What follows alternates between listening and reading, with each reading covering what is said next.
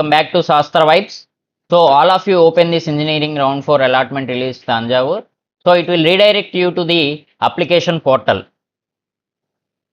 After opening the application portal, give your application user ID and password. So come to opening day instructions, you will redirect to the page.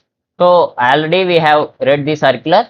So directly we will see the locations. Yesterday we already see about these locations, and now we are seeing the dress code. This we already discussed in our last sessions. So how to do hostel registration? So here click on the hostel request. Click here the hostel request. It will ask the gender.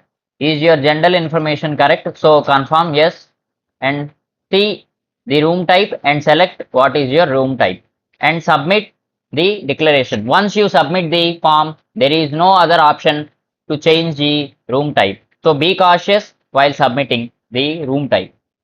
So for 2-in-1 rooms, 2000 rupees, 2100 is the lodging fees, caution deposit and admission fees.